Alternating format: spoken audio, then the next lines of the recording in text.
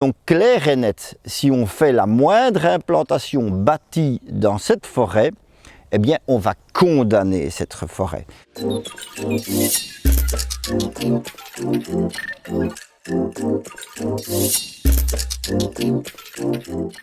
Je m'appelle Philippe Corbeil, je suis représentant des naturalistes de la Haute-Lesse.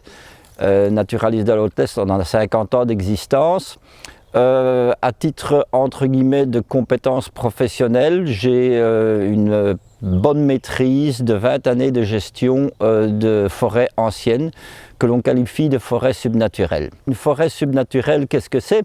C'est une forêt dont on estime qu'au plus loin de ces relevés que nous avons, c'est-à-dire globalement le XVIIIe siècle, elle n'a pas connu d'évolution sensible et prépondérante.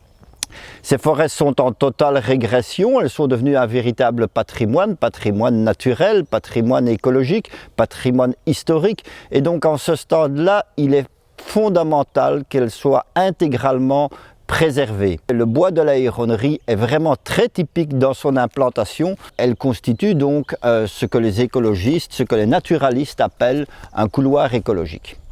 Alors que retrouve-t-on d'abord dans cette forêt? Cette forêt, c'est un habitat typique, c'est de la vieille chênaie charmée faménienne. C'est une forêt donc, où on trouve des habitats d'espèces comme le piquemar qui est spécialement inféodé aux vieilles branches de chêne. C'est un pic qui a un petit bec, qui ne creuse pas de trous. Il a besoin de vieilles écorces de chêne pour faire son habitat. C'est un habitat aussi à d'autres espèces comme le pic noir qui est un oiseau emblématique des grandes forêts qui est d'ailleurs avec un statut de protection. D'autres espèces, la bondrée apivore qui est un oiseau aussi qui est remarquable au niveau de son habitat alterné plaine et forêt. Différentes espèces qui sont inscrites au niveau du patrimoine de protection.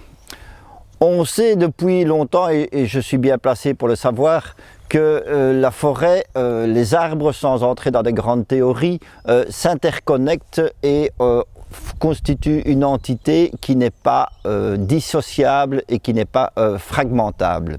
On sait par expérience que même les rêves les plus idéalistes de dire « Oh, on ne va pas toucher aux arbres, on va juste en prendre un par-ci, par-là », l'être humain n'est pas habitué à vivre en forêt. Il y a toujours des petites choses qui l'agacent, des feuilles qui tombent des arbres, des machines qui vont creuser.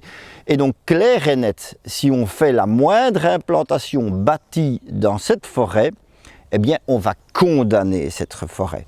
Cette forêt, elle vit en parfait équilibre depuis le XVIIIe siècle au moins. On voit qu'il n'y a pas de dépérissement. Il n'y a pas de dépérissement parce que ça constitue un ensemble, une communauté qui vit, sans être idéaliste, en symbiose. Construire dans cette forêt, c'est rompre l'état de massif. Rompre l'état de massif, c'est la condamner à très court terme. Et ceci est d'autant plus d'actualité que malheureusement notre climat évolue.